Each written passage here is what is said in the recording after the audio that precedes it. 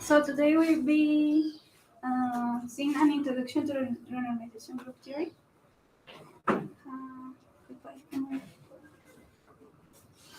And so renormalization group theory has a long history.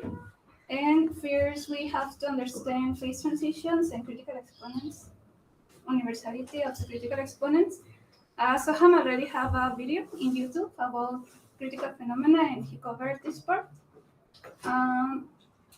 Also, before the renormalization group theory become as it is, it were the block spin Kadanoff transformation precursor of this theory. And once I enter in the RG transformation, I will talk about the RG flow in the complete constants. That is a way of studying the phase transitions of an arbitrary system. And I will talk a bit how to obtain ordering exponents from the RG transformations. So the renormalization group theory is a method for studying phase transitions and obtaining ordered exponents, but also explain how ordering exponents can be universal. So now I will explain a bit what is a phase transition. I will see it from the classical point of view. Then we have the free energy diverges over certain thermodynamic parameter, and the n derivative is like the n phase transitions. And higher derivatives has to maintain. Then I define it is defined to reduce temperature as the temperature minus the critical temperature, the absolute value of this, over the critical temperature. So this reduced temperature tells us how far we are from the critical temperature. And the renormalization group theory is studied in the regime where we are close to the critical temperature. I will explain why. And so we measure the two-point correlation. Close to the critical temperature, it follows a power law. And it is defined by this equation where phi is the state of the object at side I, and r is a distance between two objects. So the regions of the uncorrelated and correlated regions are defined, divided, and recognized by the correlation length. Then we measure the two-point correlation for different r, and certain r will match with the correlation length. And the correlation length diverges close to the critical temperature as a power law.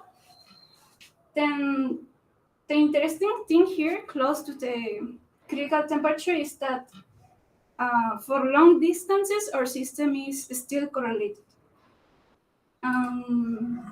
This means like we have a kind of self-similar system, and the correlation of these fluctuations in the system make other measurables that also depend in these fluctuations follows a power law, like can be magnetization, susceptibility. And in the case of magnetic systems, we have these measurements, magnetization and susceptibility, and we can have another in other systems. And depending in different systems how the correlation length diverges, we can find like equal ordering exponents. Those exponents are called ordering exponents for different systems that has nothing to see. And if we find these exponents to be equal in different systems, phase transitions, we define a universality class of these exponents. For example, the 3D icing universality class has these values for the exponents and is given for liquid to gas, ferromagnetic to paramagnetic phase transitions, or when we have binary liquid mixtures. Dalia? Yes. How do you define the correlation length? Is it like an average over C of R, or how do you? The correlation length is like something you measure not directly. It's like, yes, you measure your 2-point correlation and it is given by the system, by the correlated and uncorrelated part, the point of the transition. It's a R value. It's not related to the 2-point correlation, not directly. No, not directly. No. You cannot obtain this from the definition of 2-point correlation. You have to know the scaling of it. How the scaling parameter changes. Dalia, presiona oculta.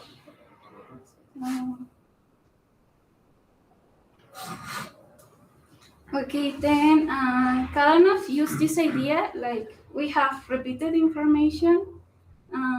We can see a block of spins as a single spin, but how we will make this procedure is what he answered.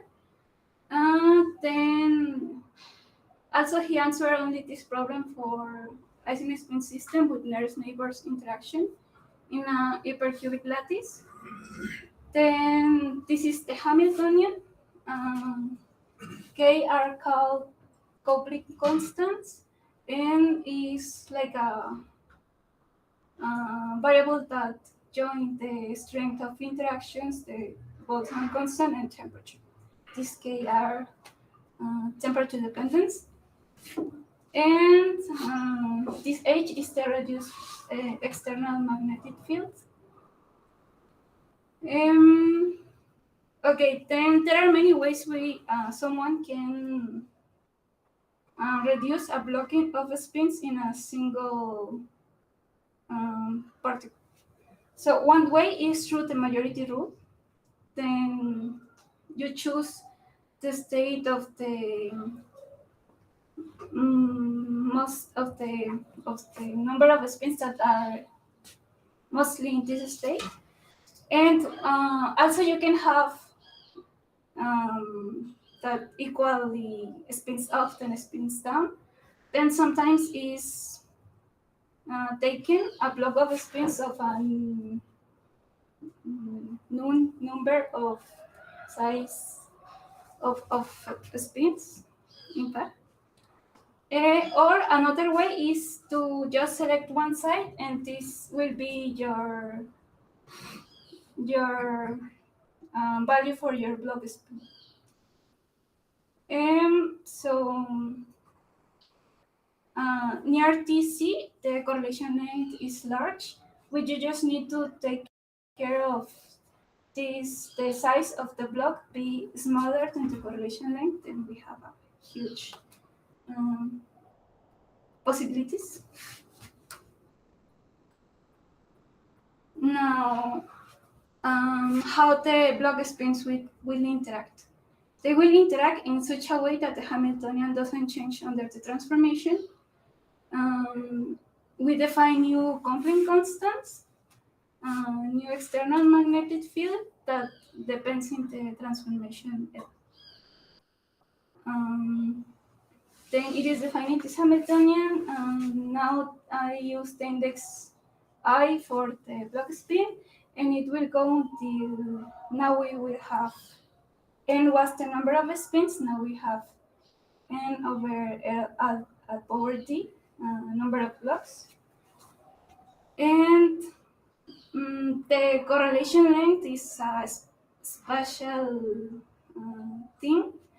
Then the new correlation length will be just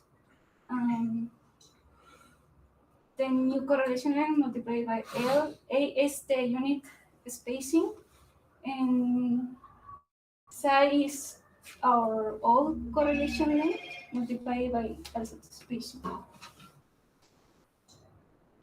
Then when we start making this RG transformation, the new correlation length is further from the critical temperature, from the critical point, and we also defined a new reduced temperature that of course only is like varying T.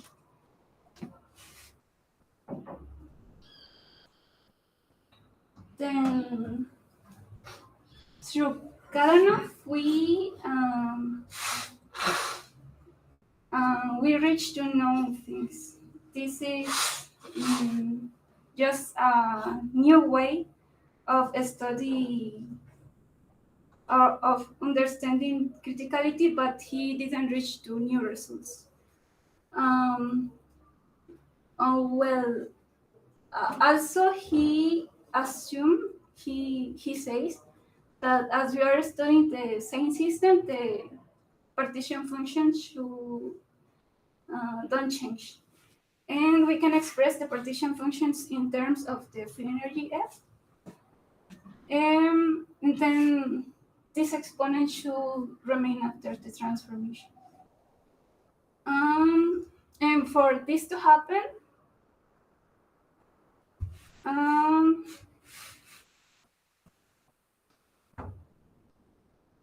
then he proposed a second assumption, that is that the reduced temperature in the external magnetic field change with L following a power law, and his assumption is made because we are in the critical region. Here we find power laws, then this can happen. But through the renormalization theory, we will see that this has to be like that. And once we use this, replace these things here, we will reach to a known general homogeneous function, and through finite size scaling, we reach to the same result. Then from here to here is just compare what should be the value of yt and yh with the finite size scaling results. Now, going to the renormalization group theory, we go to a general system. Now it is not a spin system. And we consider a Hamiltonian multiplied by this beta have this shape. The sum of Compline constant multiplied by the local operators, that is a function of the degrees of freedom S. We call the renormalization group theory RL. That join the degrees of freedom in blocks of linear dimension Li, La, and for simplify, sometimes in the talk I will use this comma instead of the RL as a transformation. And here is a property of the RG transformation, that is doesn't matter if you apply first one transformation and another, is same as applying one at same time. So L is the size we are of one block, and L2 is the size of another block. So basically what we will have,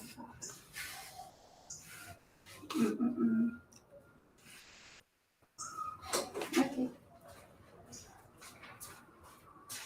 Now your L1 will become your A, and your L2 will be just L. Now your unit change, so it is just thank you. So it is literally a multiplication. Could you please explain how it is literally the multiplication? Oh, You can read it in the board if you want. okay. So That, it but I is don't like think it's clear to others. you have is this same thing?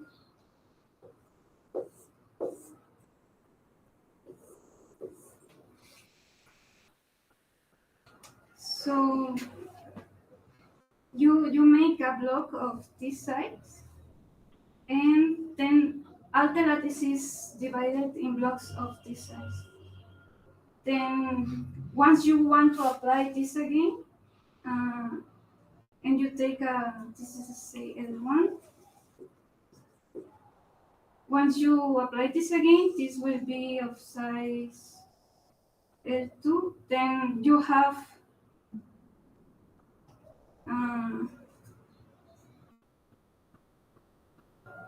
L1 by L2. Sorry, I got confused. Well, it's just like previously you have. Now this will be your unit distance. Yes, right. So here L1 is 2, right? And L2 would be 3. And It will be 3L1. Yes, now in the. So this is L0. Now L0 will be equal to L1, L2. No. just Oh, sorry.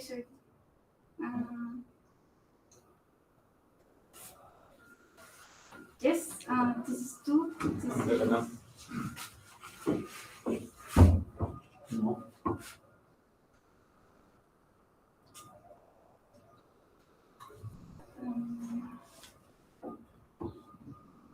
I don't want to. a subsequent scaling with L1 and L2 leads to a one unique scaling with L1 times L2. So you scale by 2, then by 3, which means that in total you scale by 6, 2 times 3. That's what you want to explain. Yes.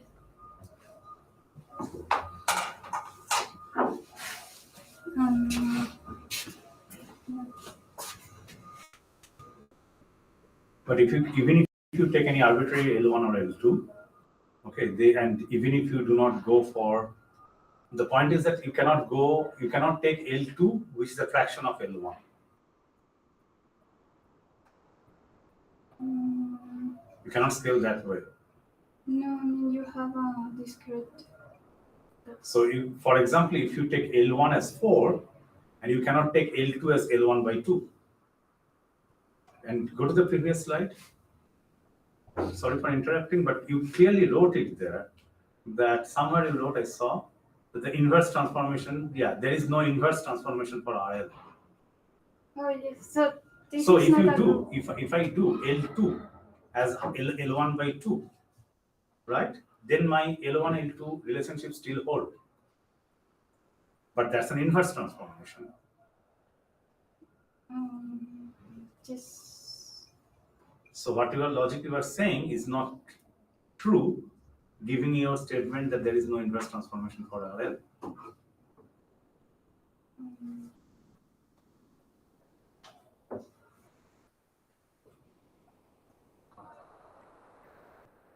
Sorry, why? I mean, is this not the same make L2 than L1? You are not transferring L1 or L2, you are transferring K. That's exactly the transformation you are writing, right? The coupling constants. Yes. So if I take the largest things, then all the coupling constant of those small boxes, they multiply. That's the transformation you are talking about. So it will transfer the coupling constants, not your length. You are taking the length by hand. Yes, But you can take it arbitrarily, but it can go larger. But I am taking to scale from the system. You are taking what? The coupling constants from the system. So I am thinking like in the original system to say that how the coupling constants will evolve. Yeah, so you are talking about this R, L1, L2. That's basically the multiplication of the transformation R for the Hubling constant, right?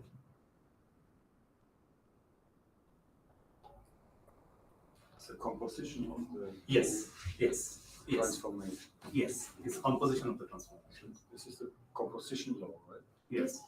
I don't know why it could be for any L1, L2. It could be for anyone in L2, but you cannot go for the inverse transformation. Yes. You cannot take a fraction. If the L1, L2 have to be integer. But I understood that there is no inverse transformation, that you can do the coarse grain. Yes, but you cannot undo it. Undo it, right. Dynamically. Right. Or not dynamically also, just also for the statically. Because if you lose the information, you cannot. But of course you can go back to the parameters, right? And you can, No, you cannot, because once you do it, you lost the information already. You cannot go back again. yes. That's the thing you should mention. Oh, but I still don't. Okay, yes, the renormalization group is not a group because it doesn't have inverse. Yes, that's an important statement. So how we obtain this transformation? Then we take care of the partition function doesn't change. So what I wrote before, that after your transformation you will have like the n number of objects divided by L.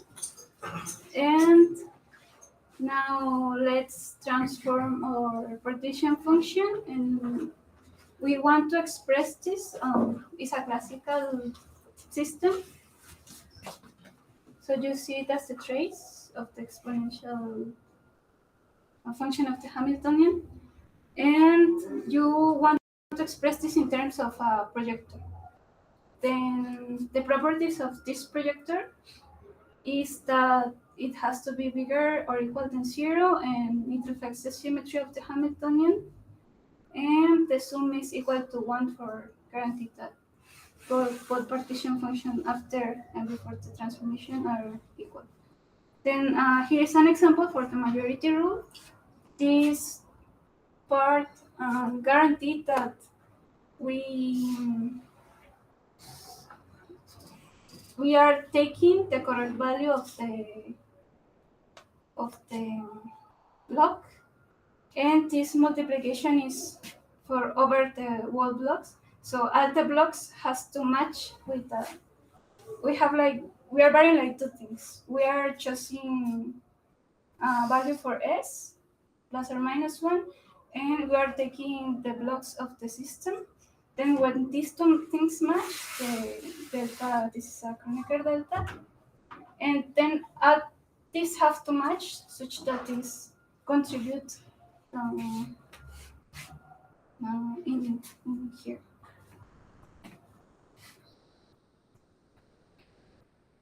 And what this projector can be seen as or RL.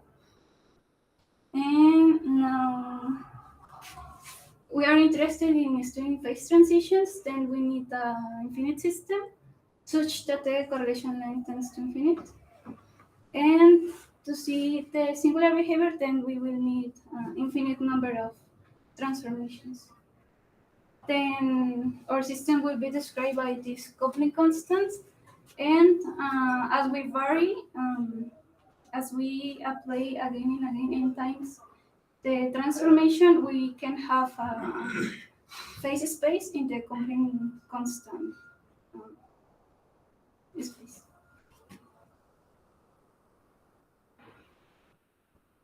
Then an analog of the coupling constant space is like a particle moving in a potential. So here we have this potential, and for example, if this is the potential in the position, so if we start here, through time, the particle will come here. If we start here, it will remain here, but it will be on a stable point. And also, if we remain here, it will come here. So if we for infinite time, we only will see the particle here or here, and it's what is plotted here. But if we vary time slowly, then we will see the movement of the particles. And well, the analog is It's time or reduced temperature? no, this is just an analogy. Oh, time. Okay. Yes, it's time. Okay. By time you mean the transformations. Yes. The number of T stand for the number of transformations. Yes. Then we have two types of fixed points, attractive or repulsive. And the set of initial positions that will take us to the fixed points will be called basin of attraction. Then now we apply the RG transformation in a fixed point. I guess here I am missing something. So if you apply transformation over a fixed point, you will obtain the same. And as previously we saw how the correlation length evolves after applying the transformation, we will have this in the fixed point.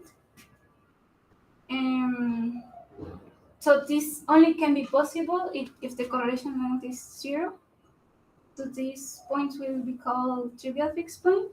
And if the correlation length is equal to infinite, those are called critical fixed points.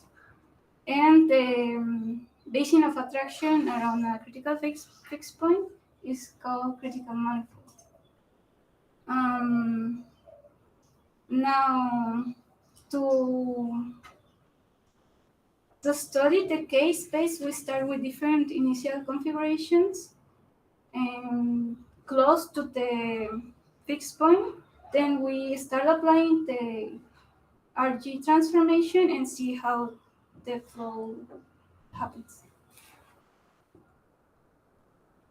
Now let's study how is K around the fixed point. Then we express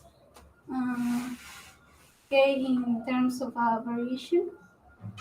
And we apply RG transformation, and we have this. The fixed point remains equal. And through the Taylor's theorem, we determine what will be this delta of K prime. We cut here the series, and so this is this, then this is this. And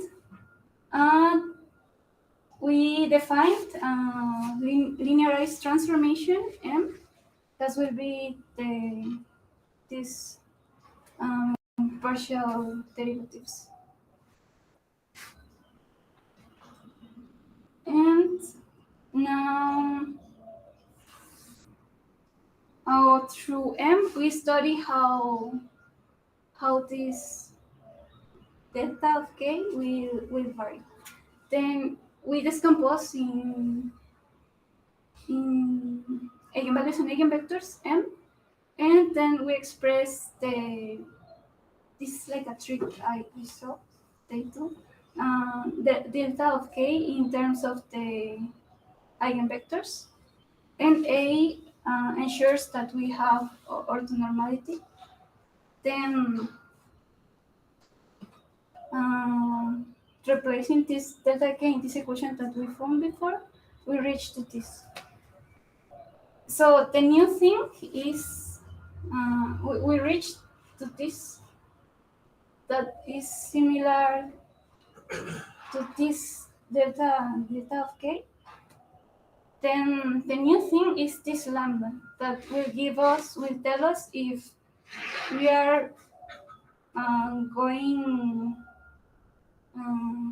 inside the critical point of our side through applying transformations. Then if someone can prove through the someone can prove that lambda will go as a power law, and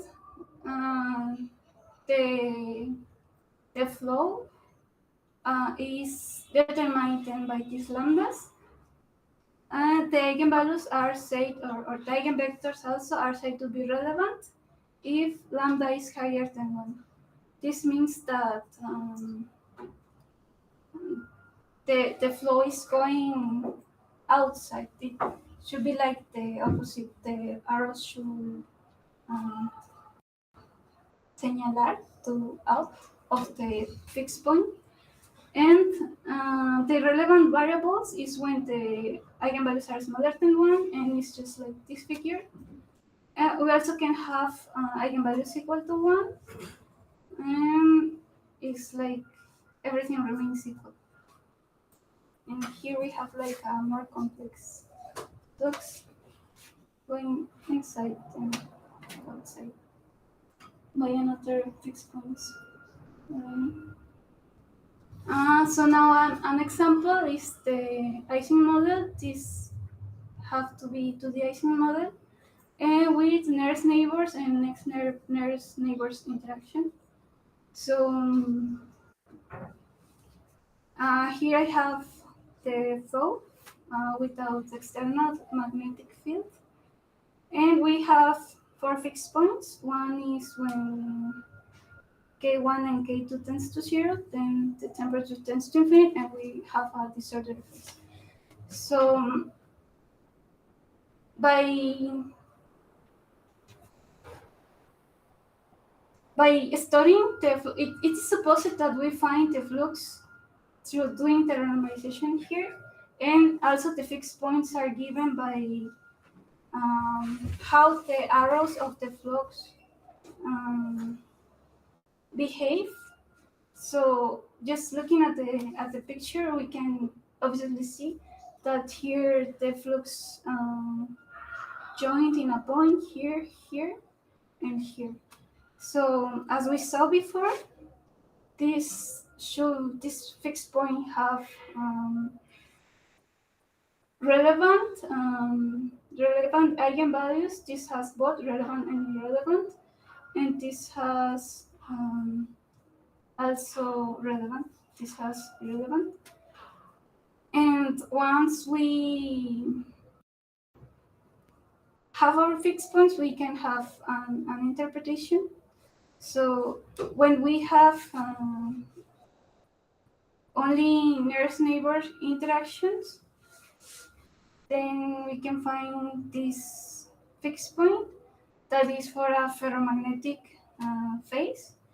And when we have only next nearest neighbors, we will find something like that. So this spin is in equilibrium with this, but not with this. And this is the ferromagnetic phase, and the critical point is this, that is a not equilibrium point. So it is interesting how from starting around the critical temperature, we can reach by renormalizing the Hamiltonian to understand points far from this critical temperature, like T tends to infinity.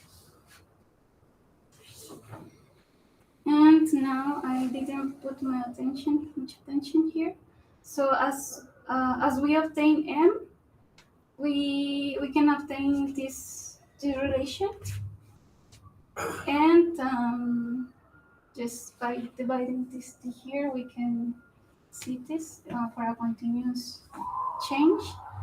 And as before we saw, lambda can be expressed as power law. And remembering the reduced temperature, and through this equation,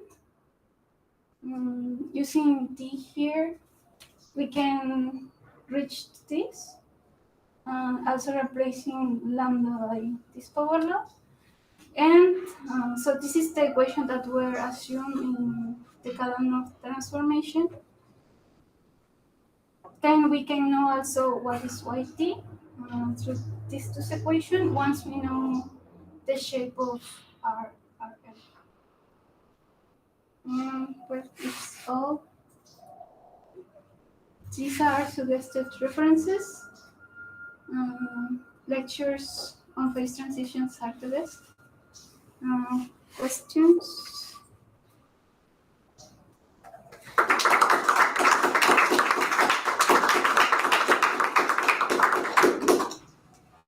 Questions?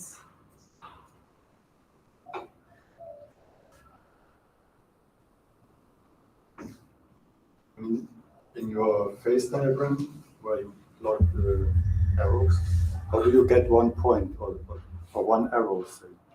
What do you have to do? I mean, can you take the finite system and do really this one single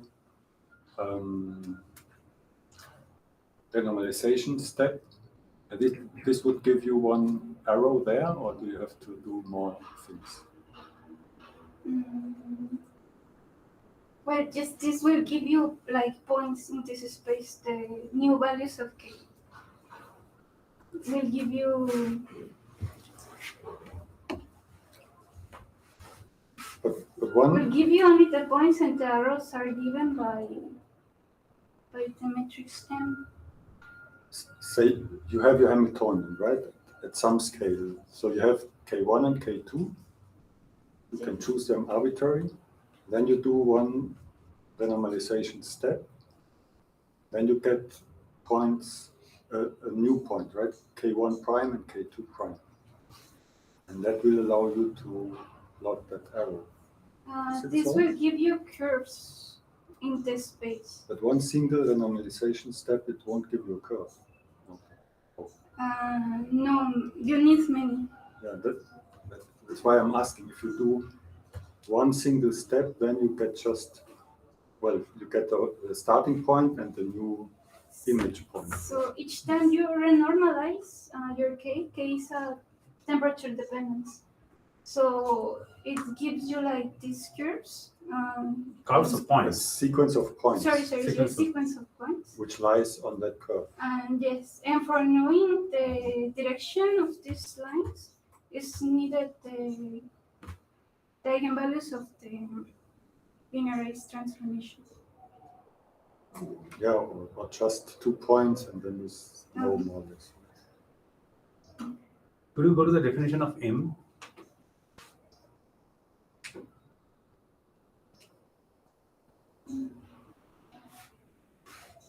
Sure.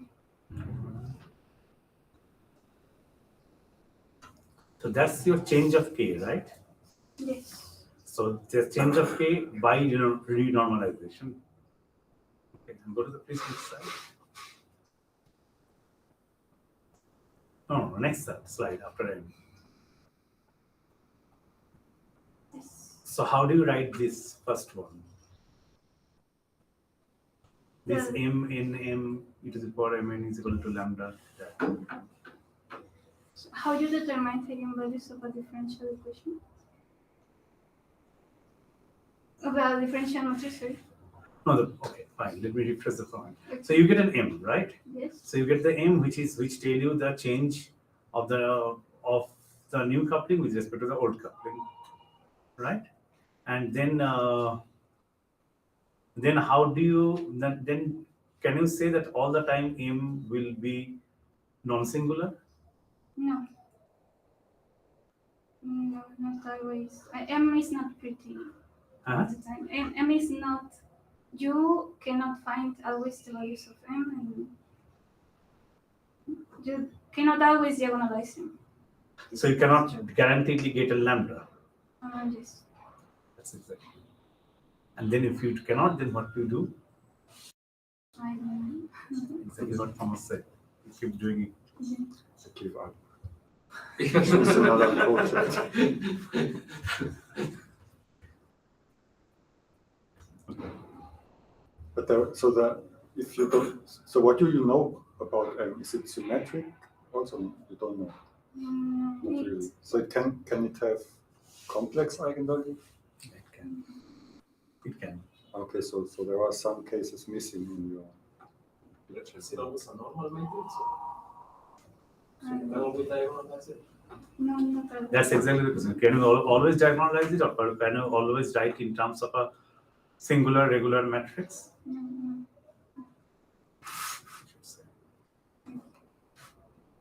Because if you can write it in terms of a non-singular regular matrix, then only these things go through, right?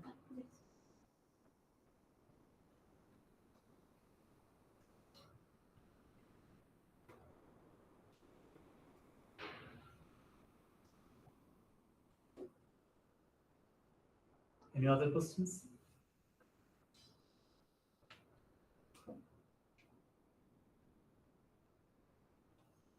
If there is no questions, then